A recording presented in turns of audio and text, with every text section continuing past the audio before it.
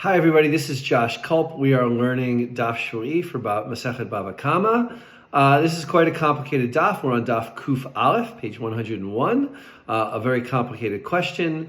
And I don't like to make our videos too complicated, so I thought I would go over the very beginning of the daf and talk a little bit about the very important technique in how to improve your Talmud learning skills, which is a goal of mine here with Daf Shvui. The Braita in the beginning of the daf has a machloket, a dispute between Rebbe Meir and Rebbe Yehuda, and then it has a case where Rebbe Meir agrees with Rebbe Yehuda.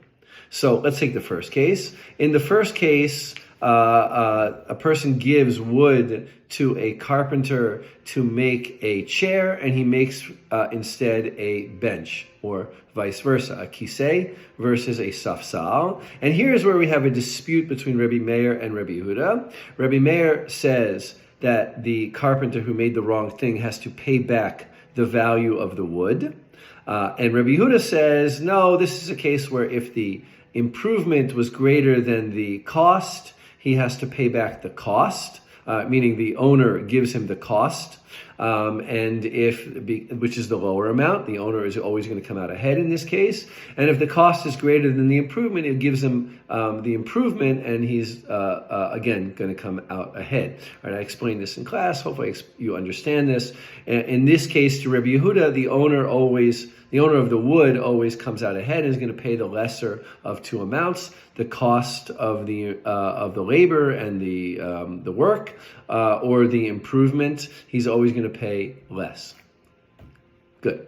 Now, in the second case, Rebbe Meir is talking about the second case. Rebbe Meir agrees with Rebbe Yehuda, and that is the case where someone gives wood to a carpenter to make a nice chair, and he makes an ugly chair, or nice bench, and he makes not such a nice bench. And in that case, Rebbe Meir agrees to Rebbe Yehuda that the owner of the wood is always going to pay the carpenter the lesser of two amounts, either the cost or the improvement, which again means the owner is always going to come out ahead, and the carpenter can't really make a profit because he did the wrong thing over here. He didn't do a good job. Now, the question again that you need to ask when you're learning Talmud is, why does Rebbe Meir change his opinion from case 1 to case 2? This is called a chiluk, a distinction, and it is a very important principle. I can't emphasize this enough. When you are learning Mishnah, or when you're learning sources that are built like this, the Talmud will almost always talk in concrete cases, and you need to figure out the principle. Why does Rebbe Meir make a distinction between a carpenter who makes the wrong thing versus a carpenter who makes something that is not quite to the quality that he was expected to make things? Why does Rebbe Meir say there's a different rule between the two things? You shouldn't just automatically asking if it's fair, does it make sense? You need to figure out what is the abstract legal principle that distinguishes the two cases for Rebbe Meir, and then Rebbe Yehuda would disagree with that.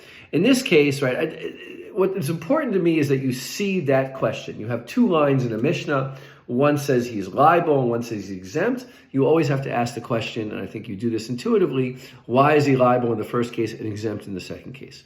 This is the most important way and technique for learning Talmud, and especially for Mishnah or for sources like this Braita. Over here, you'd have to say that the difference is, in the first case, he made a shinui, a difference, and the craftsman has now acquired the wood and has a debt to pay back the wood.